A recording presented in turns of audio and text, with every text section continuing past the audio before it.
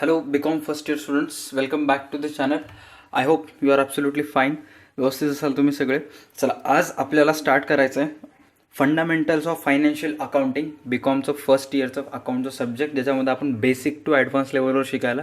ह्याच्याशी basic to advance लेवलवर शिकत असताना आपण एक 6 ते 7 लेवलचं बेसिक अकाउंटन्सी सिरीज विद्यार्थ्यांसाठी सांगत आहोत, ज्याच्यामुळं की जे 11th आणि 12th स्टँडर्डला ज्यांचं बेसिक अकाउंटिंग राहिलेलं आहे ते सुद्धा पूर्ण होऊन जाईल. आणि जे सायन्स माध्यमातून आणि आर्ट्स माध्यमातून कॉमर्समध्ये आलेले आहेत त्यांना पण एक पुशअप भेटेल. ठीक आहे, एकदम बेसिक अकाउंटन्सी स्टार्ट करूत आपण. कालच्या व्हिडिओमध्ये मी तुम्हाला सांगितलं होतं की आपल्याला फर्स्ट सेमिस्टरला फंडामेंटल्स ऑफ फायनान्शियल अकाउंटिंगमध्ये एकूण किती चॅप्टर आहेत. आपल्याला एकूण 5 चॅप्टर आहेत. त्यापैकी 2 चॅप्टर हे बेसिक आणि 11वीच्या बेसिसवर आहेत. त्याच्यानंतर हे 3 चॅप्टर आपल्याला स्टेप बाय स्टेप नंतर स्टार्ट करायचे आहेत. ठीक आहे, कालच्या व्हिडिओचं तुम्हाला एक क्वेश्चन विचारलं होतं की GSTमध्ये 1 जुलै 2017ला GST लागू करण्यात आलं आहे भारतामध्ये, बरोबर आहे. आणि ॲज पर त्याच्यामध्ये जे टॅक्सचे स्लॅब्स आहेत त्याच्यामध्ये टॅक्स स्लॅबनुसार 0%, 5%, 12%, 18% आणि 28% ह्या 5 टक्क्याच्या वर्गवारीमध्ये आपल्याला एकूण GST चार्ज करावं लागतं. आणि तुम्हाला कालच्या व्हिडिओमध्ये एक क्वेश्चन विचारलं होतं की 0% GST कोणत्या कोणत्या वस्तूवर लागते, त्याचे नाव तुम्हाला कमेंट सेक्शनमध्ये लिहायला सांगितलं होतं. मॅक्सिमम स्टुडंट्सनी लिहिलेलं आहे, तरी पण मी एक सांगतो की 0%मध्ये गुड्स कोणते कोणते येतात. इसेन्शियल कमोडिटीज येतात, लाईक फूड येतात, ग्रेन्स येतात, फ्रूट्स येतात, vegetables, milk, salt, earthen pots, मातीचे वगैरे भांडे येतात. कसे 0% गुड्समध्ये. आता 0% सर्व्हिसेसमध्ये काय येतात की चॅरिटेबल ट्रस्टचे जे ॲक्टिव्हिटीज आहेत ते येतात. पाण्याचं ट्रान्सपोर्टेशन येते. रोड्स आणि ब्रिजसाठी जे काही लागणारं सामान आहे ते सुद्धा फ्री येते गव्हर्नमेंटला, 0% सर्व्हिसमध्ये येते. पब्लिक लायब्ररी 0%मध्ये आहे. पुन्हा agricultural related services, education services, educator पण आहे त्याच्यामध्ये. त्याच्यानंतर हेल्थ केअर सर्व्हिसेस मॅक्सिमम हे 0%मध्ये चार्ज होतात. ठीक आहे, त्याच्यानंतर आज आपल्याला समोरचं स्टार्ट करायचं आहे बेसिक अकाउंटिंगमध्ये. आजचं जे पॉईंट आपण शिकणार आहोत अतिशय इम्पॉर्टंट आहे. आजचं पॉईंटचं नाव आहे, मॅक्सिमम जणांना येत असेल आणि ज्यांना येत असेल त्यांनी पण फोकस करायचं, कारण त्याच्याशी रिलेटेड काही क्वेश्चन्स विचारणार आहोत मी. ठीक आहे, टाईप्स ऑफ एक्सपेंडिचर. आता एक्सपेंडिचर म्हणजे काय? एक्सपेंडिचरचा अर्थ आहे खर्च. प्रत्येकाने वहीवर टॉपिकचं नाव टाकून टाकायचं, टाईप्स ऑफ एक्सपेंडिचर. आता एक्सपेंडिचर म्हणजे काय? खर्च. And amount paid for any consideration received by business is called expenditure. म्हणजे व्यवसायाला एखादी सेवा, वस्तू किंवा मोबदला घेत असताना देण्यात येणाऱ्या रकमेला काय म्हणतात? खर्च म्हणतात, बरोबर आहे. आता प्रत्येक गोष्ट जण काही ना काही खर्च करतेस. तुम्ही जर बुक सेंटरमध्ये गेला, बुक्स घेतला, पैसे दिला, तर ते तुमच्यासाठी काय झालं? एक्सपेन्सेस झालं. तुम्ही क्लास जॉईन केला DA2 अकॅडमीनं, आम्हाला फीस दिला, पूर्ण एकदम आम्हाला श्रीमंत करून टाकलं, तरी ते तुमच्यासाठी काय? एक्सपेन्सेस झालं, बरोबर आहे. तर ह्या एक्सपेन्सेसचे 2 ते 3 प्रकार पडतात. त्याच्यामध्ये फर्स्ट टाईप आहे, प्रत्येकाने लिहून घ्यायचं आहे. फर्स्ट टाईप ऑफ एक्सपेंडिचर आहे capital expenditure. Capital expenditure. Second आहे रेव्हेन्यू एक्सपेंडिचर. आणि लास्ट दिलेला आहे डेफर्ड रेव्हेन्यू एक्सपेंडिचर.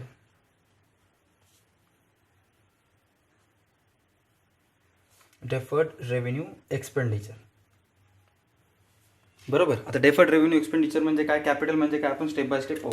सर्वात पहिले कॅपिटलचे डेफिनेशन सांगायलो.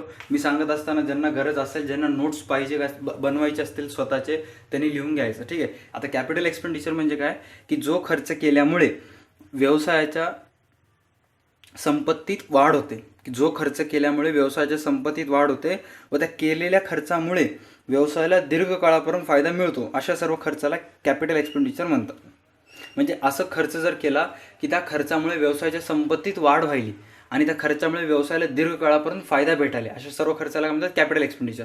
उदाहरणार्थ, समजा माझं एक झेरॉक्सचं दुकान आहे आणि माझ्याजवळ अगोदर ऑलरेडी 3 मशीन्स होते. मी आणखी एक मशीन आणलो आहे, बरोबर आहे. 2 लाख रुपये खर्च करून मी आणखी एक मशीन आणलो आहे. आता माझ्याकडून 2 लाख गेले, पण त्या 2 लाखच्या बदल्यामध्ये मला एक मशिनरी भेटली आणि त्या मशिनरी भेटल्यामुळं मला व्यवसायाच्या संपत्तीत वाढ तर झाली, पुन्हा त्या मशिनरीचं यूज करून मला त्याच्यापासून दीर्घकाळापर्यंत फायदा भेटायला. त्यामुळे ते जे झेरॉक्सची मशीन आहे ते माझ्यासाठी काय, माझ्या फर्मसाठी ॲज अ कॅपिटल एक्सपेंडिचर आहे. पुन्हा फॅन असू दे, व्यवसायात केलेलं फर्निचर असू दे, व्यवसायाचं गुडविल वाढते, असे भरपूर आहेत. उदाहरण सांगायचं असेल तर परचेस ऑफ बिल्डिंग येते, परचेस ऑफ कॉम्प्युटर येते, परचेस ऑफ मशिनरी येते. म्हणजे जे खर्च केल्यामुळे व्यवसायाच्या संपत्तीत वाढ व्हायली त्या खर्चाला म्हणतात कॅपिटल एक्सपेंडिचर. बरोबर आहे. त्याच्यानंतर रेव्हेन्यू एक्सपेंडिचर. आता रेव्हेन्यू एक्सपेंडिचर म्हणजे काय की जो खर्च केल्यामुळे व्यवसायाच्या संपत्तीत वाढ होत नाही. म्हणजे जो खर्च केल्यामुळे रेव्हेन्यू एक्सपेंडिचर म्हणजे जो खर्च केल्यामुळे व्यवसायाच्या संपत्तीत वाढ होत नाही व व्यवसायाला कमी काळापर्यंत फायदा मिळतो, अशा सर्व खर्चाला म्हणतात रेव्हेन्यू एक्सपेंडिचर. आता रेव्हेन्यू एक्सपेंडिचरचा खरं अर्थ सांगायला गेलं तर काय की आपण खर्च करायला त्या खर्चामुळे जे मिळणारा आपल्याला फायदा आहे ते कमी कालावधीपर्यंत आहे, म्हणजे जास्त कालावधीपर्यंत नाही. उदाहरणार्थ आपल्या व्यवसायातल्या नोकरदार वर्गांना आपण सॅलरी द्यायला, बरोबर आहे, तुम्ही त्यांना पर मंथ सॅलरी देता. आता एका महिन्याच्या सॅलरीवर त्यांनी लाईफ टाईम काम करणार का? नाही, टेम्पररी कमी कालावधीपर्यंत 1 महिना करणार. मग अशा सर्व खर्चांना म्हणतात रेव्हेन्यू एक्सपेंडिचर. उदाहरणार्थ आता कोणते कोणते येतात?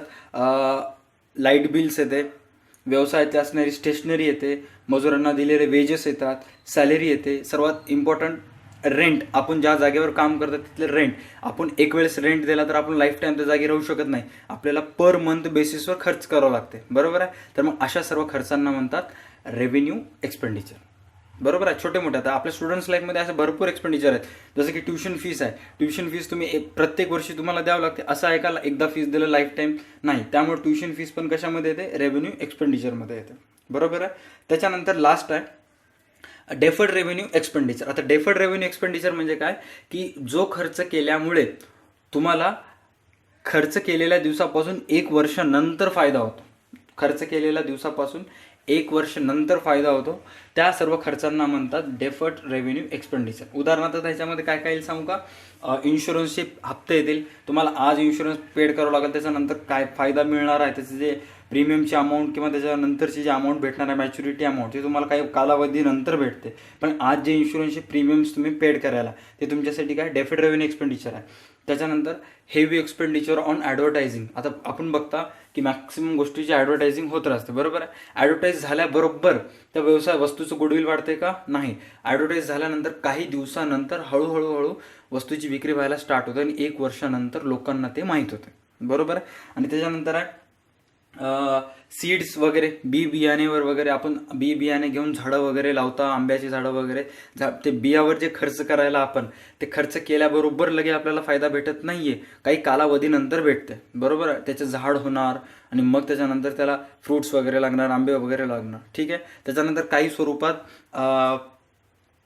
कुक्कुटपालन किंवा पाळीव प्राणी पण जे पाळता आपण, सपोज आता काही जण शेतामध्ये शेततळे खणून तिथं मत्स्य उत्पादन करतात. बरोबर आहे. आता शेततळे खणल्याबरोबर त्यांना फायदा होते का? नाही. ते माशा आणणार, मग ते मोठं प्रजनन होऊन ते 1 माशाचे 100 होणार, वाढणार, मग ते त्यांना काहीतरी कालावधी जावं लागते. पण म्हणजे आज जे गोष्ट खर्च करायला ते त्यांच्यासाठी काय असते? Deferred revenue expenditure. ठीक आहे.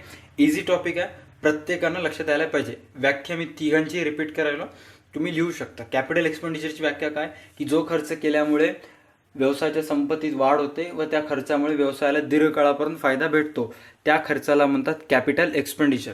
त्याच्यानंतर आहे रेव्हेन्यू एक्सपेंडिचर, म्हणजे जो खर्च केल्यामुळे व्यवसायाला तात्पुरता फायदा भेटतो व व्यवसायाच्या संपत्तीत वाढ होत नाही, त्या खर्चाला म्हणतात रेव्हेन्यू एक्सपेंडिचर. आणि लास्ट आहे डेफर्ड रेव्हेन्यू एक्सपेंडिचर, जो खर्च केल्यामुळे व्यवसायाला मिळणारा फायदा 1 वर्षानंतर भेटतो, अशा सर्व खर्चांना म्हणतात डेफर्ड रेव्हेन्यू एक्सपेंडिचर. ठीक आहे. तर आता उदाहरणार्थ मी काय एक्झाम्पल सांगतो. जसं की आता तुम्ही टीव्हीचं रिमोट परचेस केला. बरोबर आहे. टीव्हीचं रिमोट परचेस केला तर त्या रिमोटसाठी जे खर्च करायला ते तुमच्यासाठी आहे कॅपिटल एक्सपेंडिचर, कारण ते चालते भरपूर कालावधीपर्यंत चालते. पण त्याच्यामध्ये जे सेल आहे, बॅटरीज टाकायला तुम्ही, ते कोणतं एक्सपेंडिचर आहे? रेव्हेन्यू एक्सपेंडिचर, कारण ते लाईफ लॉंग चालत नाही. त्याच्यानंतर तुमच्या हातात असलेले पेनाचं प्लास्टिकचं टप्पर हे कॅपिटल आहे, पण त्याच्यामध्ये असणारं इंक हे कोणतं आहे? रेव्हेन्यू आहे. ॲक्च्युअलमध्ये काय राहत नाही, पण मी जस्ट सांगायलो. बरोबर. असे भरपूर आहेत. तुम्ही जर तुमच्या आजूबाजूला ओव्हरलुकिंग केलात तर तुम्हाला भरपूर कॅपिटल एक्सपेंडिचर दिसतील, रेव्हेन्यू एक्सपेंडिचर भरपूर दिसतील, तुम्ही जर आजूबाजूला पाहिलात तर. ठीक आहे. अशा गोष्टींची नोंद करायची. त्याच्यानंतर नेक्स्ट आजचं टॉपिक आहे, नेक्स्ट आजचं पॉईंट आहे डेटर्स आणि क्रेडिटर्स. इम्पॉर्टंट पॉईंट आहे डेटर्स.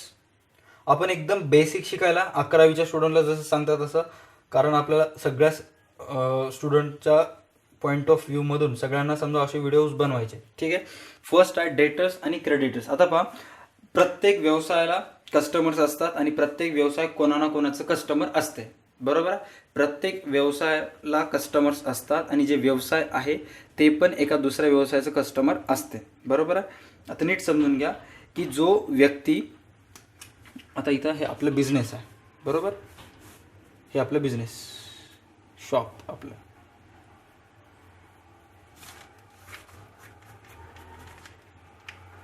हां, जो व्यक्ती आपल्या व्यवसायाला पैसे देणे बाकी असतो अशा व्यक्तीला काय म्हणतात? डेटर्स. आता हे राम नावाच्या एका व्यक्तीला आपण 50,000 रुपयाची वस्तू उधारीवर विकला होता. राम आपल्या व्यवसायाला पैसे देणं बाकी आहे, तर राम आपल्यासाठी कोण आहे? डेटर्स.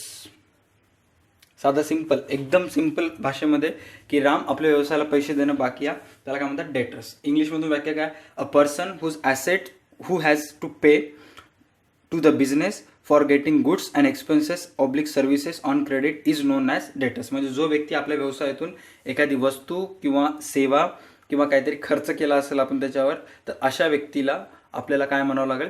डेटर्स. की जो व्यक्ती आपल्याला व्यवसायाला पैसे देणं बाकी आहे. बरोबर आहे. हां, त्याच्यानंतर आहे क्रेडिटर्स. आता व्यवसाय ज्या ज्या लोकांना पैसे देणं बाकी असते त्याला म्हणतात क्रेडिटर्स. समजा हे शॉप आहे आपलं देगलूरमध्ये. हां, आणि आपण मुंबईमधून 10 लाख रुपयाचं सामान उधारीवर आणलं. किती रुपयाचं सामान? 10 लाख रुपयाचं सामान आपण उधारीवर आणलं. मागच्या 5-6 वर्षापासून आपण बिझनेस करता असं समजायचं. हां, तर मग आपण कोणाला पैसे देणं बाकी आहोत? ह्या मुंबईच्या ओनरला किंवा इथल्या कोणाला तरी एका मालकाला आपण पैसे देणं बाकी आहोत. तर हा व्यक्ती आपल्यासाठी काय झाला? क्रेडिटर. आपल्या व्यवसायाला जो व्यक्ती पैसे देणं बाकी आहे तो असेल आपल्यासाठी डेटर, आणि आपला व्यवसाय ज्या लोकांना पैसे देणं बाकी आहे तो आपल्यासाठी काय असेल? क्रेडिटर. एकदम simple. A person to whom business has to pay for getting goods or services on credit is known as creditors. बरोबर. म्हणजे व्यवसाय ज्या लोकांकडून वस्तू किंवा सेवेची खरेदी उधारीवर करत असते अशा लोकांना काय म्हणतात? क्रेडिटर्स असे म्हणतात. ठीक आहे. आता समटाईम्स काय होतं माहिती आहे का? डेटर्स आणि क्रेडिटर्स सांगलं तर आणखी एक गोष्ट क्लिअर करून टाकतो लगेच. Bad debts. आता हे राम नावाचा व्यक्ती आहे. बरोबर आहे. आपल्या व्यवसायाकडून 50,000ची वस्तू घेतला होता आणि आपल्या व्यवसायाला पैसे देणं बाकी आहे. ह्याला काय म्हणतात आपण? डेटर्स. पण समटाईम्स असे होते, असं काही गोष्टी होतात की जे आपल्याकडून डेटर्सकडून येणारी रक्कम असते ते पूर्णपणे आपण वसूल करू शकत नाही. काही जण म्हणतात कमी रक्कम घ्या, किंवा काही जण पळून जातात किंवा देत नाही, इन्स्टॉलमेंट निघतात. की ज्या ज्या वेळेस डेटर्सकडून येणे असलेली रक्कम आपल्याला येत नाही, बुडल्या जाते, त्या रकमेला काय म्हणतात? Bad debts. बुडीत निधी किंवा बुडीत कर्ज. जे रक्कम आपल्याला डेटर्स देणं बाकी असतात आणि काही कारणास्तव ते देत नाहीत अशा रकमेला काय म्हणतात? बॅड डेब्ट्स किंवा बुडीत निधी. इंग्लिशमधून सांगायचं असेल तर काय सांगू शकता तुम्ही? An irrecoverable amount from debtors is known as bad debts. It is revenue loss to the business. Bad debts जे आहे ते व्यवसायासाठी रेव्हेन्यू लॉस आहे, त्यामुळे मॅक्सिमम वेळेस डेटर्समधून बॅड डेब्ट्सची अमाऊंट काय केली जाते? मायनस केली जाते. ठीक आहे. इझी होतं आजचं लेक्चर. आजच्या लेक्चरमध्ये आपण काय असं एकदम काही नवीन नॉलेज शिकलं नाही. जे काही आहे ते थोडंसं साध्या सोप्या भाषेमध्ये शिकलं. ठीक आहे. टाईप्स ऑफ एक्सपेंडिचर आणि डेटर्स आणि क्रेडिटर्स. ठीक आहे. तर तुम्ही काय करायचे, आज 2 गोष्टी तुम्हाला सांगणार आहोत मी, की जे स्टुडंट्स एकदम फुल फोकस्ड होऊन व्हिडिओज वगैरे पाहत आहेत आणि एकदम फुल्ली कॉन्सन्ट्रेशन देऊन त्यांचं एक एम आहे की फंडामेंटल्स ऑफ फायनान्शियल अकाउंटिंगमध्ये त्यांना आउट ऑफ मार्क्स घ्यायचे. हे त्यांच्यासाठी स्टुडंट्स आहेत. तुम्ही कधीही बघा, यावर्षी व्हिडिओ बघा, पुढच्या वर्षी व्हिडिओ बघा, पण ते व्हिडिओच्या शेवटी मी जे क्वेश्चन्स विचारतो त्याचे आन्सर्स देत चला. त्याचे आन्सर्स देण्यात माझे कमेंट्स वाढत नाहीत, पण त्याच्यापेक्षा एक जास्त इन्फॉर्मेशन होते. मी जेव्हा तुम्ही क्वेश्चन विचारलं, क्वेश्चनचा आन्सर सांगायसाठी तुमच्यामध्ये जे एक्साइटमेंट होतं आहे, मग त्या एक्साइटमेंटमुळे तुम्ही काय करता? गुगल, ते जे क्वेश्चन आहे ते जाऊन गुगल करता आणि ते गुगल केल्यानंतर तिथे तुम्हाला भरपूर सारं नॉलेज भेटते आणि त्या कमेंटच्या नादामुळं तुमच्या नॉलेजमध्ये भर पडते. हे त्याचं मेन मोटो आहे. ठीक आहे. तर तुम्हाला काय करायचे की जेवढेही तुम्हाला कॅपिटल एक्सपेंडिचर, रेव्हेन्यू एक्सपेंडिचर आणि डेफर्ड रेव्हेन्यू एक्सपेंडिचर माहीत आहेत, ॲटलिस्ट प्रत्येकजण कमीत कमी 5 कॅपिटल एक्सपेंडिचर अगोदर स्टार करायचं, हेडिंग टाकायचं, मेसेज टाईप करत असताना कॅपिटल एक्सपेंडिचर.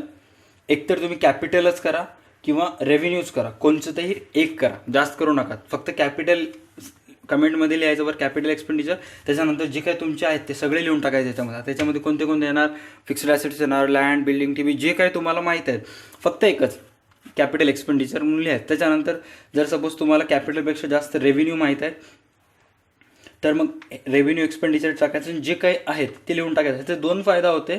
जे कमेंट्स करायला पाहत आहेत, की ज्यांना फर्स्ट टाईम लेक्चर्स पाहत आहेत, जे आर्टमधून किंवा सायन्समधून आहेत, ते जाऊन कमेंट्स पाहणार आणि कमेंट्समध्ये गेल्यानंतर त्यांना भरपूर सारे कॅपिटल एक्सपेंडिचर आणि रेव्हेन्यू एक्सपेंडिचर पाहायला भेटणार. ठीक आहे. कॅपिटल असेल तर कॅपिटल सांगायचं, रेव्हेन्यू असेल तर रेव्हेन्यू सांगायचं, किंवा डेफिड रेव्हेन्यू माहीत असेल तर डेफिड रेव्हेन्यू एक्सपेंडिचर सांगू टाकायचं. जेवढं जास्त तुम्हाला माहिती टाकता येईल, थेअरी टाकायचं नाही, फक्त प्रोडक्टचे नाव टाकायचे. समजा आता मला इथं डेफिड रेव्हेन्यू टाकायचं, तर मी ते काय सांगेल, स्टेशनरी. नाहीतर गुगलवरून तुम्ही जाऊन तिथून डेफिनेशन वगैरे सगळं कॉपी पेस्ट करताल, तसलं कॉपी पेस्ट धंदे करायचे नाही, फक्त प्रोडक्टचे नाव टाकायचे. ठीक आहे. That's it for today's video. Best of luck. Next व्हिडिओमध्ये आपण भेटू.